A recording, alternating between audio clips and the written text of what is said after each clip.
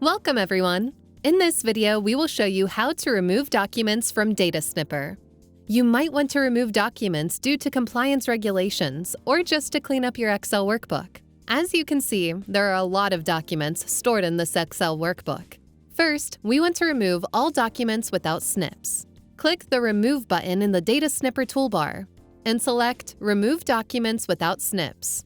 Now we want to remove all documents without the exception snips, as we want to keep the documents with exception snips for further analysis.